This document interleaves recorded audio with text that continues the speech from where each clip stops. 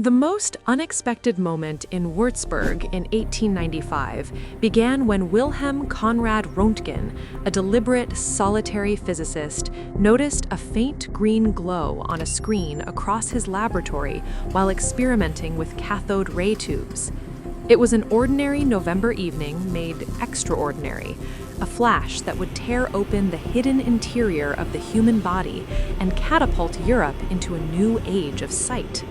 Context matters. In the last half of the 19th century, physics was a fevered workshop. Vacuum tubes, cathode rays, and electrical sparks filled the journals. Scientists probed invisible forces, but medical imaging was still guesswork. Röntgen worked methodically, shielding parts of his apparatus and testing whether the glow came from the tube itself or from some stray light. He discovered that the rays passed through materials opaque to visible light, and that they produced shadows of bones on a fluorescent screen. Within days, he had photographed the hand of his wife, Bertha. The delicate bones and the unmistakable shadow of her wedding ring became the first human X-ray image, an eerie negative of interior truth. Röntgen kept his discovery under strict control for a few weeks, a cautious scientist ensuring his observations stood up to replication. Then, on December 28, 1895, he circulated a short paper on a new kind of rays, with reproduced photographs to a handful of colleagues throughout Europe.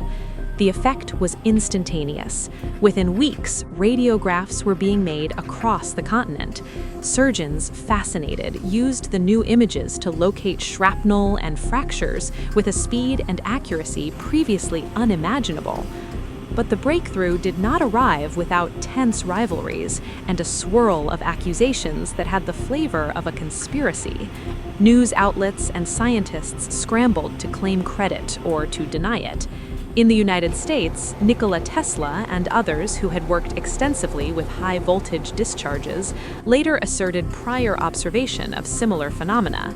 Manufacturers and entrepreneurs smelled commercial opportunity and raced to patent X-ray apparatus and related devices. Newspapers amplified disputes into lawsuits and public dramas.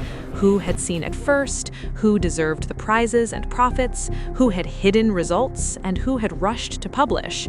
The conspiracy was not a shadowy cabal so much as a human scramble, pride, national rivalry, and the modern instincts of industry converging on a single, cold laboratory photograph. Röntgen himself rejected that scramble. He refused to patent his discovery, declaring that the phenomenon should belong to all of humanity. Scholar and clinician crisis followed in different form. The medical establishment, initially skeptical, soon embraced the method. Radiological injuries began to appear as clinicians used high doses without knowing the risks, and physics had to make sense of these invisible waves, a line that would lead quickly to the discoveries of radioactivity and the electron. The documentary record is stark and precise. Röntgen published his notes and images, colleagues replicated his work within days, and within months, X-ray apparatus was in operating theaters from London to Paris. The Nobel Committee honored him in 1901 for his discovery of a new kind of rays, and the image of Bertha's hand became an icon, scientific proof that the unseen could be seen.